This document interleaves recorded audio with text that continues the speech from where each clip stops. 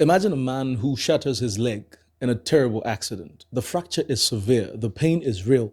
His friends rush to his side. One says, "Don't feel bad about your broken leg."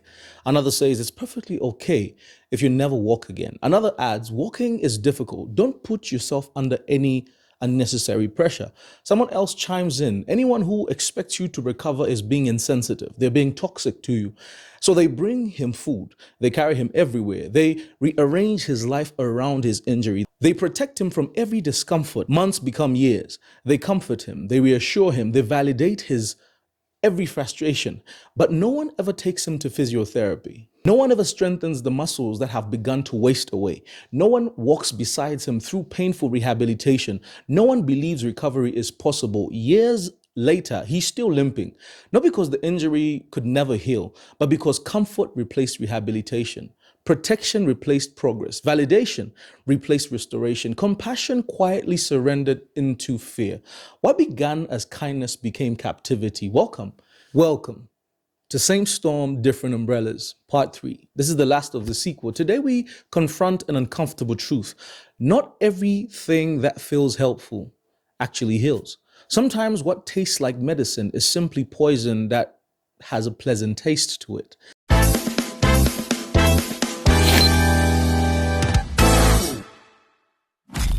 So let's begin right where we're supposed to begin from. The problem with opinions. You see, one remarkable feature of being human is that everyone has opinions. Opinions about parenting, opinions about grief, opinions about trauma, opinions about anxiety, opinions about depression and about relationships, opinions about what everyone else should do. Having opinions is not a problem. The problem is that sincere people can sincerely give destructive advice without understanding that it is destructive. History reminds us that good intentions have never guaranteed good outcomes. Medicine recognized this centuries ago through one ethical principle. And this principle is the Latin phrase primum non nocere, which means first, do no harm. Before attempting to cure, make certain you are not making the disease worse. Imagine if you carry that principle into everyday conversations. Before speaking, before posting, before giving advice, before calling ourselves advocates, we might ask one question: will these words move the person closer to healing or merely closer to comfort? Because comfort and healing are not synonymous. And this brings us to the next issue, the compassion trap. Modern society has become wonderfully skilled at recognizing emotional pain, and this is a good thing. We encourage openness, we validate feelings, we create spaces where people feel heard. These are important achievements. Many people suffered for generations because their pain was never validated, their pain was ignored. But validation matters, being heard matters, feeling understood matters, but every virtue becomes dangerous when it loses its purpose. Validation needs to be understood for what it really is. It is not an end in itself, but a means to an end. Validation is a doorway. It is never meant to become a destination. Empathy without direction becomes stagnation. Acceptance without hope becomes resignation. Compassion without truth slowly transforms into cruelty wearing a smile. The purpose of compassion is not to help people settle into suffering. Its purpose is to help people travel through suffering. Compassion should never become comfortable coexistence with change. Now, there is a real possibility that advocacy can sometimes become toxic. And I want us to talk about this when advocacy accidentally changes sides. There is a profound difference between advocating for people living with mental illness and advocating for the permanence of mental illness. I think, and I've coined this particular phrase, I think there's a difference between mental health advocates and mental illness advocates. And I think many people have juxtaposed the two. Many people who call themselves mental health advocates are actually not advocating for mental health, but advocating for mental illness. And I'll explain what this means. You see, healthy advocacy, mental health advocates, or mental health advocacy says you are struggling, but healing, growth, and meaningful life remains possible. Unhealthy advocacy quietly whispers, this struggle is your identity. Healthy advocacy encourages treatment. Unhealthy advocacy romanticizes symptoms. We start to look at our symptoms as being part of who we are. We identify with them. We start to coexist with them. It becomes something that we feel is so integral to our identity and how we define ourselves that we can't see our lives without the problem, without the symptoms. And I think that is why many mental illness advocates will be quick to say it's okay to not be okay. And quite frankly, it is okay to not be okay. But let's not end there. It's okay to not be okay, but it is not okay to stay un-okay. I don't know if you get what I'm saying. So healthy advocacy, mental health advocates, builds resilience, and unhealthy advocacy quietly lowers expectations. Healthy advocacy explains suffering. Unhealthy advocacy can imprison people inside labels. A diagnosis should provide understanding. It should never become destiny. A diagnosis is a map, not a life sentence. So maybe let's bring it down to a condition that has become more prevalent in the recent past, and that is depression. And one of the key characteristics of depression is the fact that depression is a liar. It is a pathological liar. Now, consider this. Depression is not simply sadness. It changes perception itself. Modern psychology consistently demonstrates that depression is accompanied by cognitive distortions, systematic errors in thinking that make helplessness feel like objective reality. The helplessness becomes the lens you use to view every other situation. When something bad happens, you say, well, this is par for the course. For me, everything just goes to nothing. But when something good happens, you easily dismiss it in order for you to focus on what's going wrong. That's the cognitive distortions, the cognitive bias that depression sort of engenders. See why I'm saying it's a pathological liar. Now, the depressed mind whispers, nothing will ever improve. Trying is pointless. You're a burden. Stay in bed. And all these are the voices of depression. Avoid people. Avoid effort. Nothing you do matters. Notice the tragedy. The illness prescribes exactly the behaviors that keep the illness alive. Remaining inactive, withdrawing socially, avoiding meaningful activity, giving up responsibility. These behaviors provide temporary relief, but temporary relief is often the fertilizer of long-term suffering. So depression will make you feel lethargic. You've lost energy, you've lost interest in what you used to find pleasurable some time back. You actually have a scientific term for that. It's called anhedonia, losing interest in things that you once found pleasurable. Now, depression, because you feel lethargic, you feel like you have this lack of energy, will tell you not to do anything. But the act of not doing anything actually makes you feel worse than when you actually do something. So the depression itself creates a vicious cycle. When you play into the way you are feeling, you will keep feeling the way you are feeling. In fact, the feeling becomes worse the more you play into those feelings. So giving up responsibility, avoiding meaningful activity, withdrawing socially, and remaining inactive are things that sound attractive to somebody when they are depressed. I mean, they don't have the energy to do these things in the first place.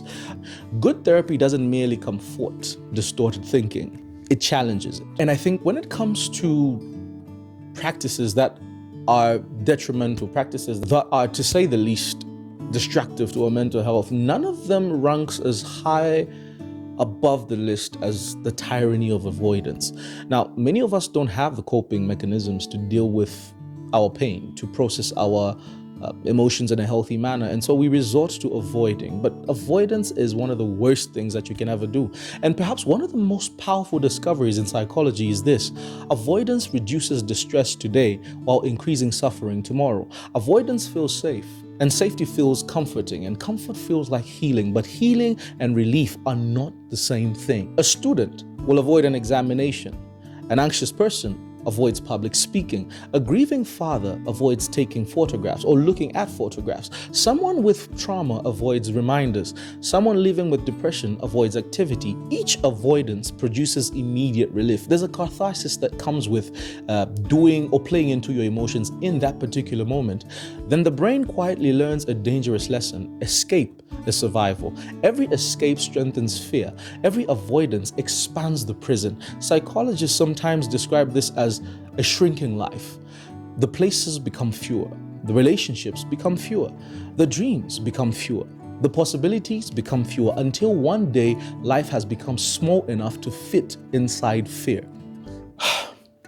There's an old story about a man watching a butterfly struggle to emerge from its cocoon that I think adequately encapsulates what I'm trying to say here.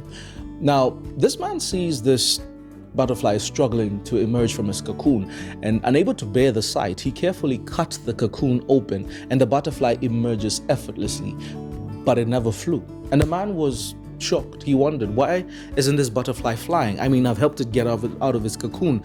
It should be able to fly now. But some of you might know this already, actually. The thing is that the struggle and the stress, the distress that the butterfly goes through as it's trying to break out of its cocoon actually facilitates the release of a certain liquid that goes into its wings, giving the wings the strength that they need in order for it to be able to fly away. So when he tried to do that, when he cut it out of its cocoon, he managed to get it out of its cocoon, but it never flew. It never flew because of the fact that the struggle that it goes through as it's trying to break out of its cocoon is actually important for it to be able to fly. So it never flies because he removed the struggle that it needed to go through in order for it to be able to fly. So you can see that there's a relationship between struggle and growth, between struggle and life. And that's the thing that we need to understand. You see, resistance is not punishment. Resistance is preparation. What appeared cruel to the butterfly was actually necessary. What appeared compassionate became destructive. We live in an age determined to remove every struggle. And I guess that's where the problem really lies. We try to make people's lives as comfortable as possible.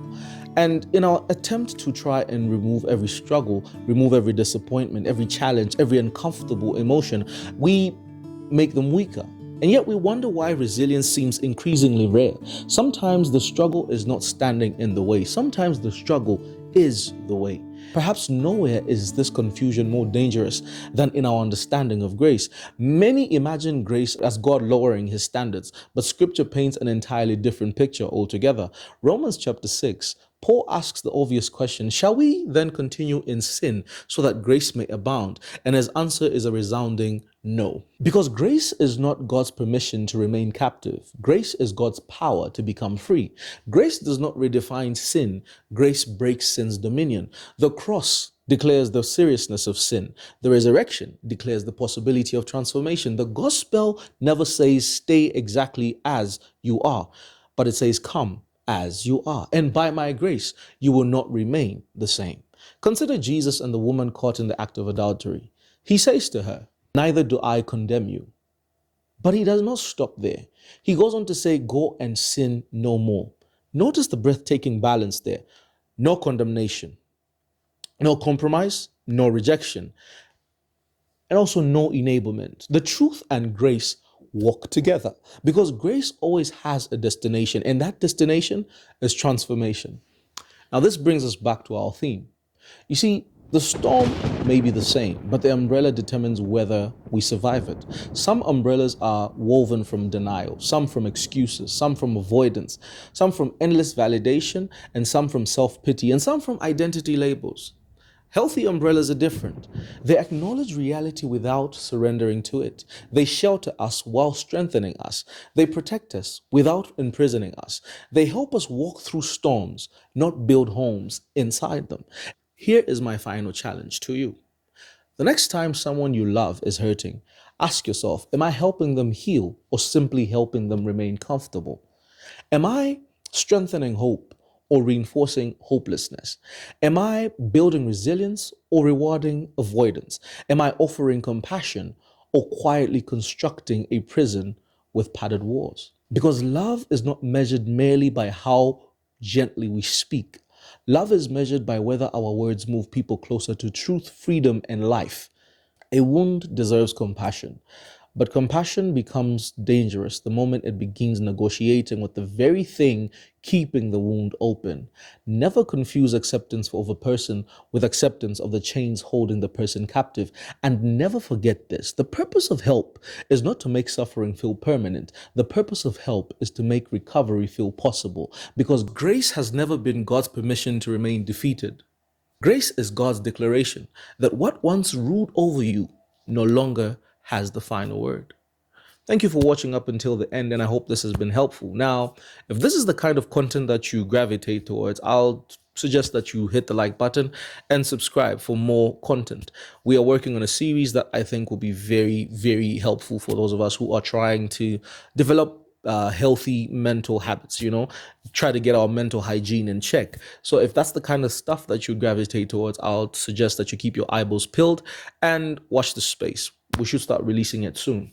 Thank you for watching, and I hope this has been helpful. I hope this will help you be better at helping people and also helping yourself.